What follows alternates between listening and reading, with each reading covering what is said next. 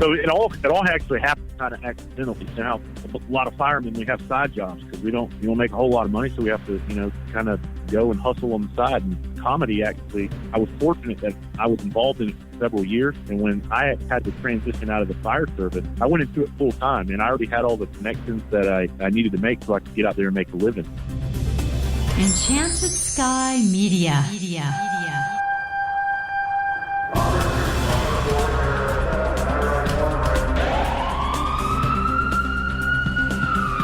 From Los Angeles, this is Code 3, the Firefighters Podcast, hosted by award-winning journalist Scott Orr.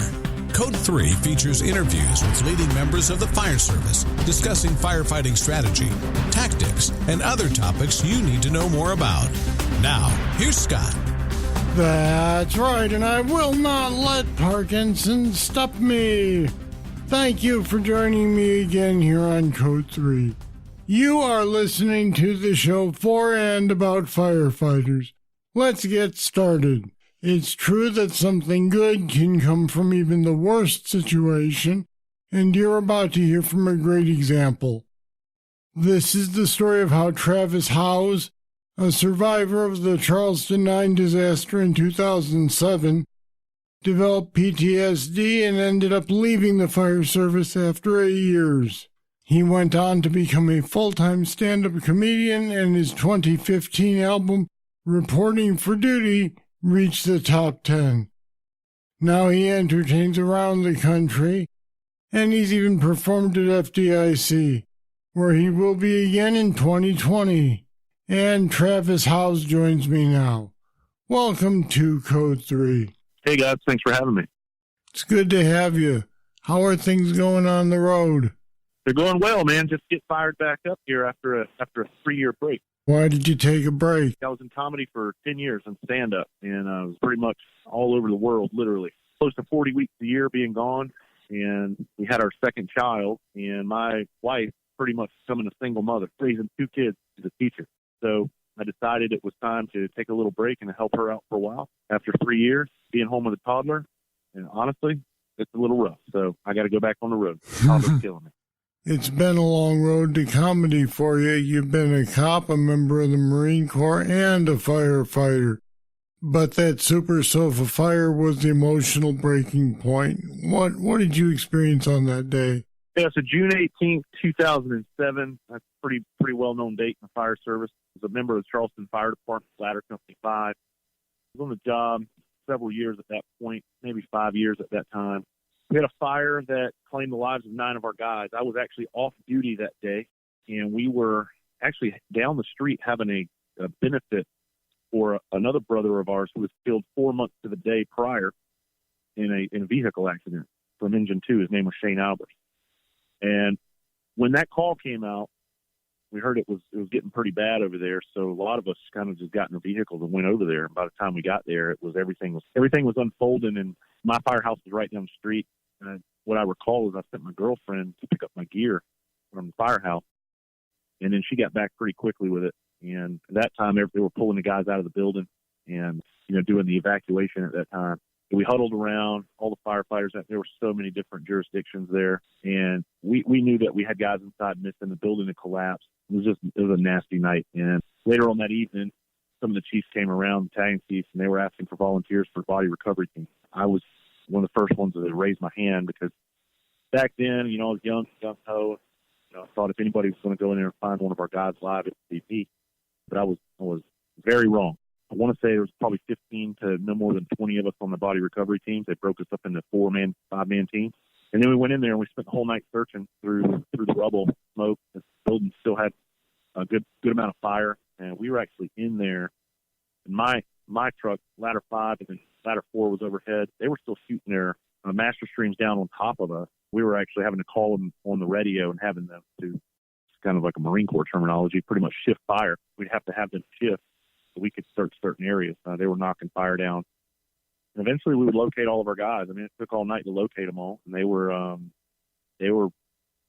don't like talking about it, but it needs to be talked about. This is 12 years now, and they were all burnt pretty much beyond recognition. But the coroner, once we had all the fire and smoke was out of the building and everything, we had to leave them in place because the coroner wanted to come in and actually GPS the exact spot where their bodies were. So what we did was we tried to identify them the best we could on scene until the coroner took them back and got, final confirmation.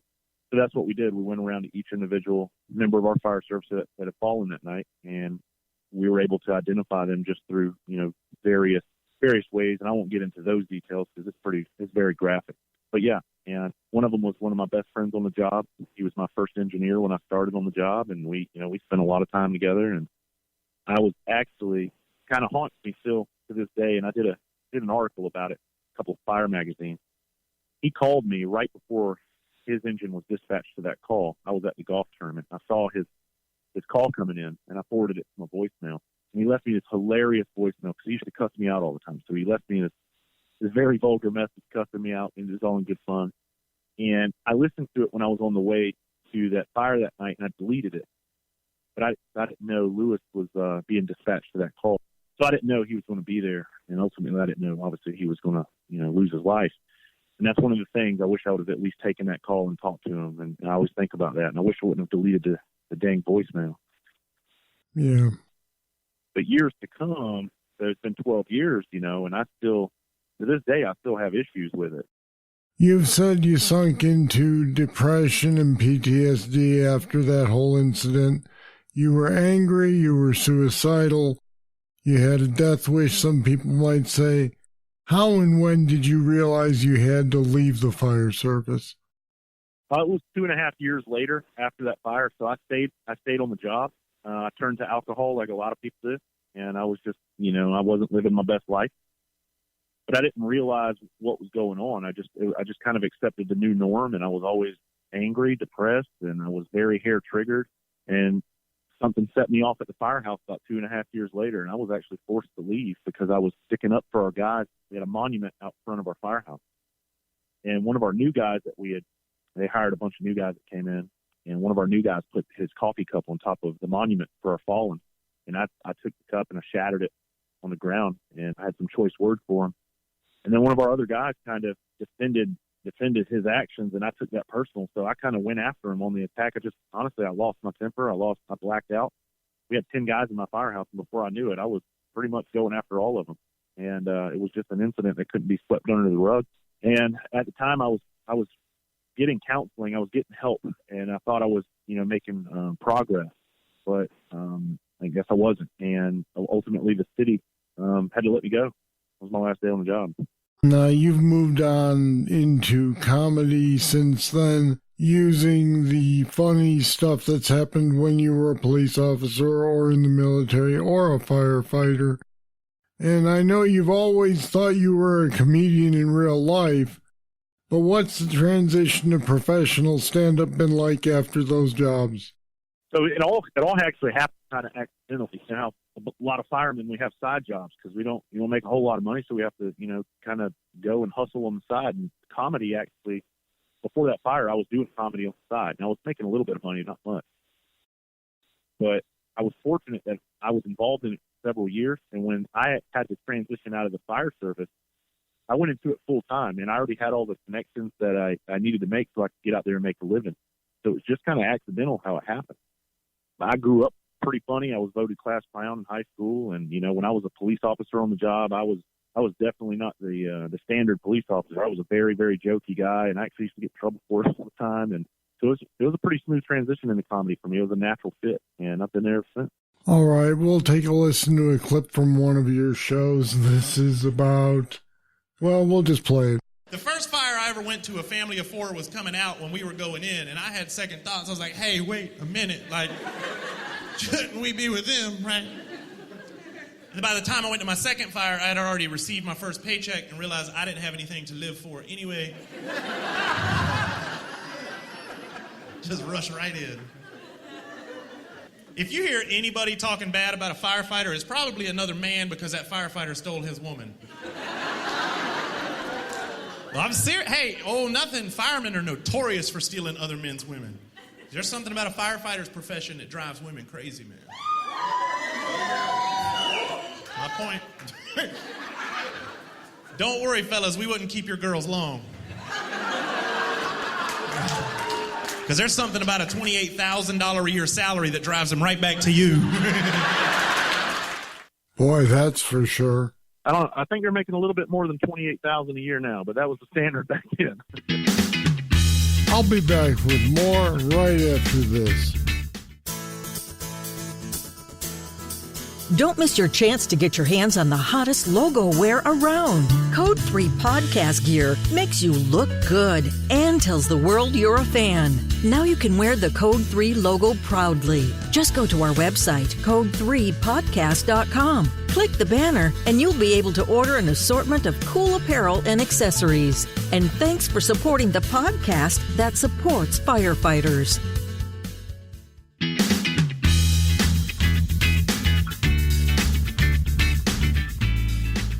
So you work a lot. I mean, it sounds like you work pretty much as you want to do it, and that includes shows at FDIC. What's that like?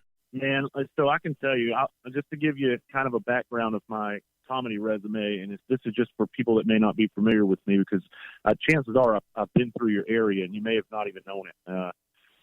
When I was touring, like I say, I was touring almost 40 weeks a year for 6 years straight before I stopped doing it for 3 years. And I was able during that time to do all of the major comedy clubs pretty much across the world, a lot of college gigs, a lot of military stuff. I went overseas for the troops. I've been down to the resorts in the Bahamas, Canada, just kind of everywhere, Japan, name it.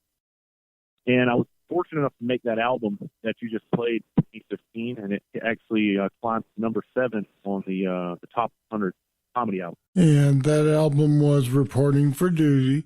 Right, Reporting for Duty, that's right. And I was able to go on and get some very good television credit. And at the top of my game is when I walked away from it. I guess I thought I was Brett Favre at the time. I'll go ahead and retire. So anyway, performing for FDIC, and getting back to that, of all the places I've ever performed, I'm not just saying this, that is by far the best show for me, because I'm surrounded by tons of firemen, tons of EMS personnel, people in our industry. And I get to go to these conferences that FDIC isn't the only conference I do. I've done several.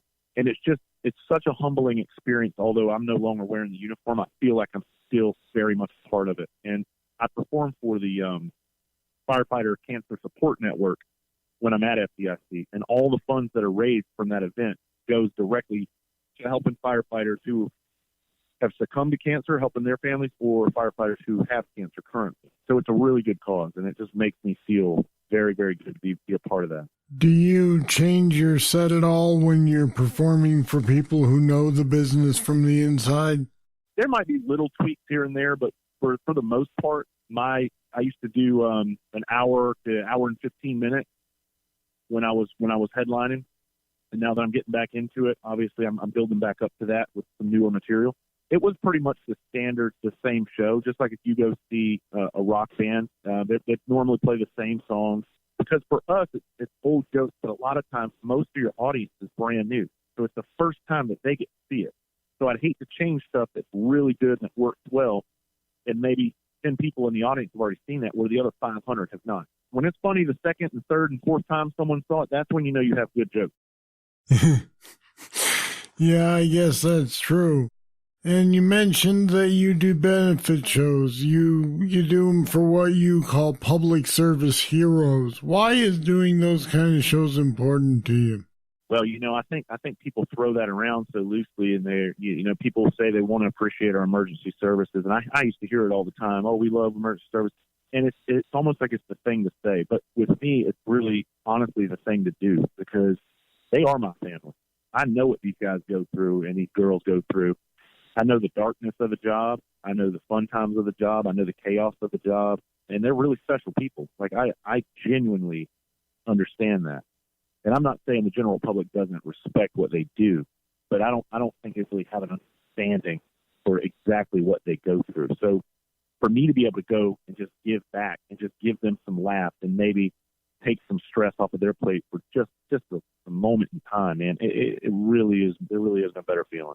So where can people go to find out what shows you have upcoming?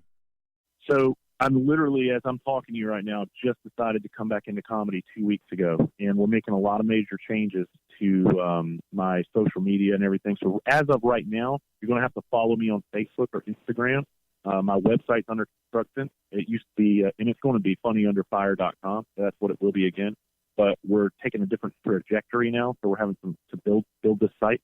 But you can find me on Facebook and Instagram. I'm pretty much limited on friend requests right now because I think they cut you off at 5,000. I'm at that limit, but you can still follow me. There's a follow option there that we've opened up, and I used to not have that.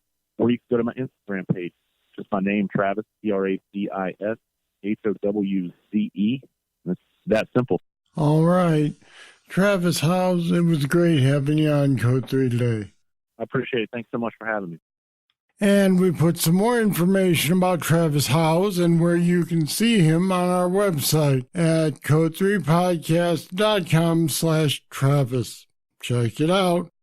Please don't forget that you can support this podcast by making a monthly pledge. And if you give us $10 a month or more, you get access to some bonus material we call the Code 3 Bull Session. It's further interview material that didn't make the actual show. If you get something out of Code 3, if you're able to help keep it going, go on over to code3podcast.com/support to join the people who are already backing the show.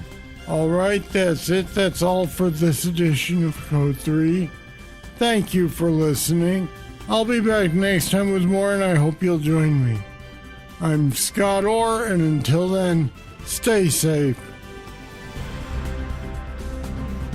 Code 3 is a production of Enchanted Sky Media. To contact us, get more information on today's topic, or to subscribe to the podcast, go to code3podcast.com.